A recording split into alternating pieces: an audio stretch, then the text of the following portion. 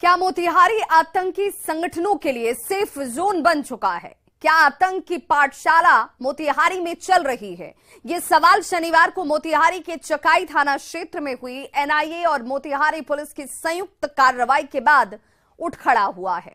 सुरक्षा मामलों के जानकार भी इस तरफ इशारा कर रहे हैं।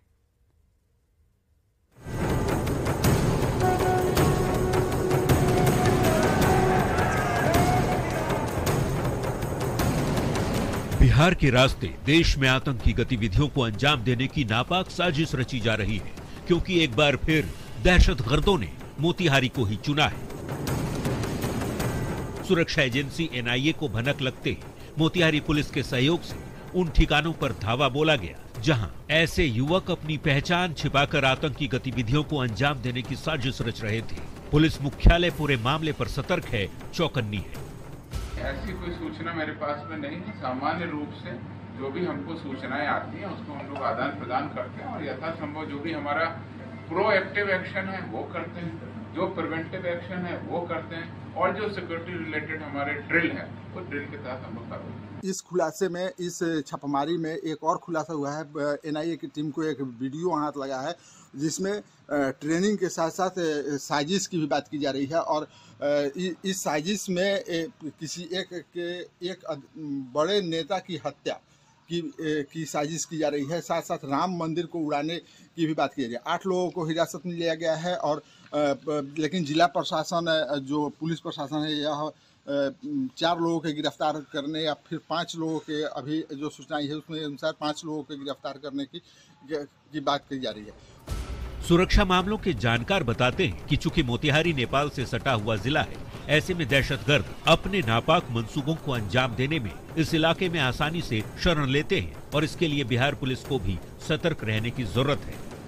हम सही नेपाल का खुला हुआ बॉर्डर जो मोतिहारी से भी मतलब नजदीक है, और वहां पे पुराना जो इतिहास है उसमें साफ आपको जेएमबी का मदरसा चलाने वाला जो असगर, आप पुराने जाली नोट से सुधीर कुशवाहा और जावेद जैसे लोग जो कि कश्मीर तक हथियारों का खेप सारण से भी पहुंचाया है। तो मैं इन हालातों को देख के मानता हूं कि स्टेट और सेंट्रल के जो इंटेलिजेंस तंत्र हैं, इनको पूरी तौर पर सतर्क और सजग हो जाना चाहिए, और इसमें निष्पक्ष ईमानदारी से एक्शन को जारी करना चाहिए। उनको मास्टरमाइंड कर दिया जाता है, उनके माइंड को बिल्कुल ऐसा कर दिया जाता है कि इस्लामीकरण के अलावा दुनिया में कुछ नहीं रहना चाहिए, और अगर आप अपने धर्म के लिए मरते हैं तो आपको 72 हूरें मिलेंगी। इस तरह की बात उनके दिमाग में भर दी जाती है।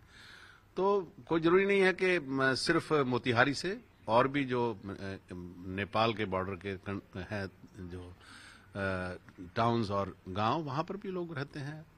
यूपी में भी गिरफ्तार हुए हैं, सब जगह से गिरफ्तार हुए हैं। दरअसल हाल ही में अयोध्या में बन रहे राम मंदिर की प्रतिमा के लिए शालिग्राम शिला को बिहार के रास्ते ले जाया जा रहा था। तभी मोतिहारी के मेहसी से गुजरते वक्त केसरिया थाना क्षेत्र के गोछी कुंडवा गांव के सुल्तान उस्मान खान नाम के युवक ने एक वीडियो इंटरनेट पर जारी कर भड़काऊ और आपत्तिजनक टिप्पणी की थी, जिसे गंभीरता से लेते हुए एनआईए की टीम ने दबिश दी और संदिग्धों को दबोचा। इनके तार प्रतिबंधित संगठन पीएफआई से भी जुड़े हैं, जिसे लेकर सुरक्षा एजेंसियां बेहद सतर्क हैं।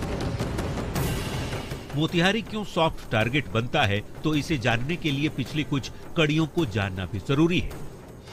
दरअसल जाली नोटों का सरगना सुधीर कुशवाहा की गिरफ्तारी मोतिहारी से ही हुई थी।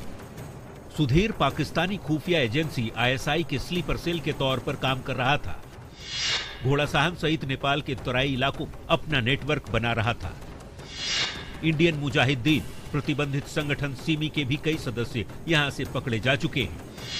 नेपाल सीमा से मोतिहारी पुलिस ने आईएम के टॉप आतंकी यासीन भटकल को भी पकड़ा था। 2019 में बांग्लादेश के आतंकी संगठन जेएमबी और इस्लामिक स्टेट बांग्लादेश के 2 आतंकी भी दबोचे गए थे। गिरफ्तार दोनों आतंकियों के तार मोतिहारी से ही जुड़े थे। ऐसे में कहीं न कहीं चिंता और बढ़ जाती है, क्योंकि सुरक्षा मामलों के जो जानकार हैं उनका ये कहना है कि जिस तरह से मोतिहारी में आतंकी संगठन से जुड़े हुए लोग लगातार पाए जा रहे हैं और उनकी गिरफ्तारियां हो रही है, वो इस बात को तस्दीक करती है कि मोतिहारी जो है आतंकी संगठन से जुड़े हुए लोगों के लिए सेफ जोन बन चुका है। जाहिर तौर पर आतंक के तार की कड़ी मोतिहारी से जुड़ती रही है, जिसकी वजह नेपाल से बेहद करीब होने का भौगोलिक कारण भी है। ऐसे में अब जांच का दायरा और भी बढ़ता जा रहा है। न्यूज़ 18 के लिए मोतिहारी से मुकेश के साथ पटना से अमित कुमार की रिपोर्ट।